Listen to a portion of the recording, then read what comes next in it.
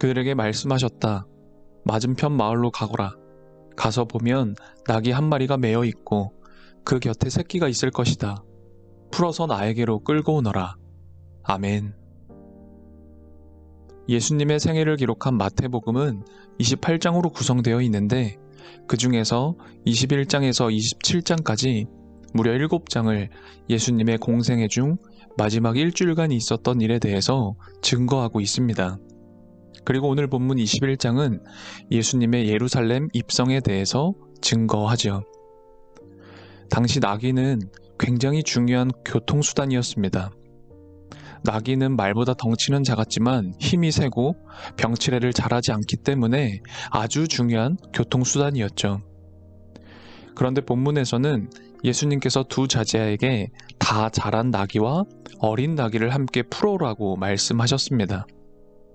그리고 예수님께서는 그 어린 나귀를 타시고 예루살렘으로 들어가셨습니다.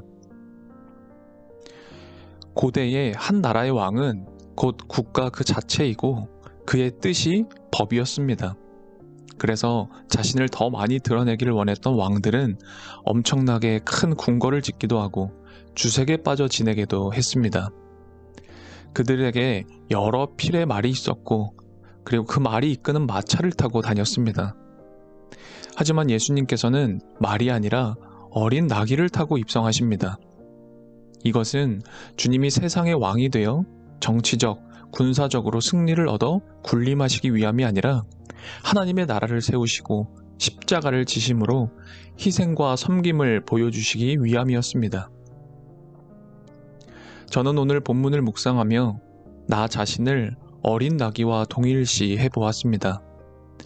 나는 지금 무엇인가에 묶여 있습니다.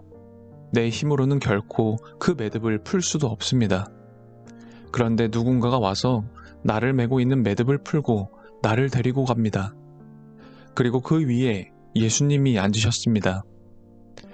당시에 이스라엘에 그리고 예루살렘과 그 부근에 수많은 나귀가 있었을 것입니다. 그러나 예수님을 등에 태운 나귀는 사람을 한 번도 태워본 적이 없는 어린 나귀입니다. 그래서 사람을 태우는 것이 익숙하지 않습니다. 그래서 비틀거리며 갔을지도 모릅니다.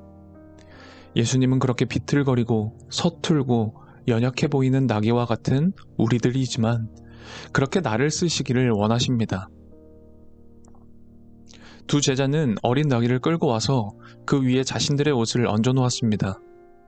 이것은 왕을 영접할 때에 백성이 할 수 있는 최고로 존경하는 표현이었죠. 다른 사람들은 자신들의 옷을 벗어서 길에도 폈습니다. 또 어떤 사람들은 나뭇가지를 베어 길에 폈습니다. 이 나뭇가지가 요한복음에서는 종려나무라고 밝히죠. 종려나무는 승리와 기쁨을 상징합니다. 전쟁에서 승리한 왕이나 장군을 환영할 때 종려나무 가지를 꺾어서 흔들곤 했다고 합니다. 이 장면을 머릿속으로 그려보십시오. 예수님의 이 장면을 생각하면 언제나 가슴이 저미는 것 같은 아픔이 밀려옵니다. 이 장면이 얼마나 우스꽝스러운지 모릅니다. 성인이 어린 나귀를 타면 발이 땅에 닿을 정도입니다. 그렇다면 예수님께서는 나귀를 타고 가신 게 아니라 거의 다리 사이에 끼우고 가신 것입니다. 예수님께서 가시는 길에는 왕이 행차하는 화려함이 없었습니다. 왕의 위용을 드러낼 만한 말이나 마차도 없었고 붉은색 카펫도 없었습니다. 또 왕을 보호하거나 시중들기 위해 따라 나선 군인들, 신하들도 없었습니다. 주님께서 가시는 길에는 많이 배우지 못하고 가진 것도 별로 없는 갈릴리 어부 출신들의 제자만이 있었습니다. 그것은 결코 왕의 행렬일 수가 없었습니다. 마치 돈키호테의 한 장면 같습니다. 이런 코미디와 같은 상황에서 사람들은 목소리를 높였습니다. 사람들은 호산나 다윗의 자손을 외쳤습니다. 다윗의 자손은 메시아, 곧 그리스도를 가리키는 말이었습니다. 또한 호산나의 뜻은 제발 구원해 주십시오입니다. 그들은 로마의 압제, 그것에서 구원을 받도록 간절히 원하고 있었습니다. 하지만 주님께서 왜 이 땅에 오셨는지, 왜 예루살렘으로 올라오셨는지, 고난을 당하고 죽임을 당하시며 다시 살아날 것이라고 말씀하신 것의 의미가 무엇인지에 대해서는 생각하지 않았습니다. 우스꽝스런 예수님, 어린 나귀를 타고 땅에 발을 끌고 오시는 구원의 왕. 예수님은 우리를 구원하시기 위해 이 땅에 오셨고 우리의 삶 가운데 그렇게 입성하십니다. 어쩌면 본문의 군중들처럼 우리도 호산나를 외치지만 정말 예수님을 알지 못하는지도 모르겠습니다. 이제 다가오는 주일부터 대림절이 시작됩니다. 마태복음의 말씀을 묵상하며 내 삶에 입성하시는 예수님을 깊이 깨닫는 시간이 되길 바랍니다. 이 땅에 평화의 왕으로 오신 예수님은 말이 아니라 어린 나귀를 타고 예루살렘으로 들어가셨습니다.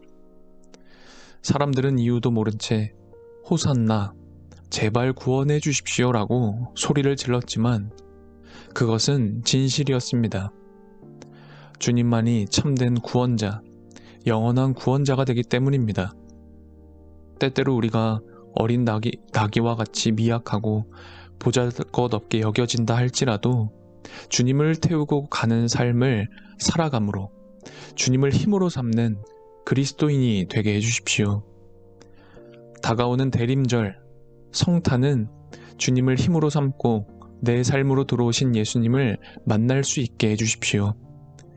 주님께서 우리와 동행해 주시며 우리가 주님 안에서 주님과 더불어 살아감이 매일매일의 기쁨과 감사의 제목이 되게 해주십시오. 예수 그리스도의 이름으로 기도합니다. 아멘.